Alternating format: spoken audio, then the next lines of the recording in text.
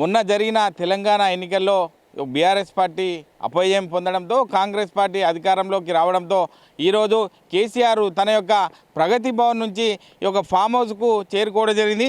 Telangana assembly ఎన్నికల్లో భారత రాష్ట్ర సమితి పార్టీ ఘోర ఓటమిని చవిచూసింది. దీంతో గడిచిన 9 ఏళ్లుగా రాష్ట్ర రాజకీయాలతో పాటు పాలనా యంత్రాంగాన్ని ప్రగతి భవన్నే పవర్ సెంటర్గా ఉండేదని చెప్పవచ్చు. కేసీఆర్ తన 9 ఏళ్ల పాలనలో ఏనాడు కూడా సచివాలయానికి రాలేదు. ఇటీవల కొత్త సచివాలయం ప్రారంభించిన సీఎం కేసీఆర్ ప్రగతి భవన్ నుండే పాలన సాగించేవారు. అయితే మొన్నటి అసెంబ్లీ ఎన్నికల్లో కాంగ్రెస్ హవా ముందు కారు నిలవలేకపోయిందని చెప్పవచ్చు. సిట్టింగ్ ఎమ్మెల్యేలు మంత్రులే కాదు, ఏకంగా ముఖ్యమంత్రి కేసీఆర్ కామారెడ్డిలో ఓటమి పాలయ్యారు. బీఆర్ఎస్ ఓటమితో తెలంగాణ ముఖ్యమంత్రి పదవికి రాజీనామా చేసి ఒక్కరోజు కూడా ఆగకుండా అధికారికి నివాసాన్ని ఖాళీ చేశారు.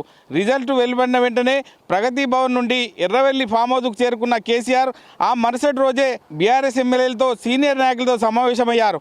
దీంతో ఇక్కడ కేసీఆర్ తన రాజకీయ వ్యవహారాల్ని ఫామ్ హౌస్ నుండే కొనసాగిస్తారని అంతా భావిస్తున్నారని చెప్పవచ్చు. బీఆర్ఎస్ పాలనతో సీఎంను కలిసేందుకు ఎమ్మెల్యేలకు ఇబ్బందిగానే మారిందని చెప్పవచ్చు. మంత్రులకు కూడా అవకాశం లేని గతంలో బీఆర్ఎస్ నుంచి బయటకు వచ్చిన మాజీ మంత్రులు ఈటల రాజేందర్ కూడా పలుమార్లు వ్యాఖ్యానించారు. అపాయింట్మెంట్లు లభించవని, ఎమ్మెల్యేలను కూడా సీఎం కలవకపోతే ఎట్లా అంటూ ప్రశ్నించారు. స్వయంగా బీఆర్ఎస్లు కూడా పలుమార్లు అంతర్గతంగా సంతృప్తిని వ్యక్తం చేశారు. ప్రజా కవి గద్దర్ అయితే ఏకంగా 4 గంటల వరకు ప్రగతి భవన్ ముందు అపాయింట్మెంట్ కోసం ఎదురు చూశారు, కానీ లభించడం లేదని చెప్పి వాపోయడం జరిగింది. దీన్ని తెలంగాణ ప్రజానికమంతా ఖండించింది. అయితే ముఖ్యమంత్రి హోదాలో ఉన్నప్పుడు గజ్వెల్లోని సీఎం కేసీఆర్ ఫామ్ హౌస్కు పోలీసుల భారీ బందోబస్తు ఏర్పాటు చేశారు. ప్రగతి భవన్ లాగే ఫామ్ హౌస్ చుట్టూ పోలీసులు భారీ బందోబస్తు ఏర్పాటు చేశారు.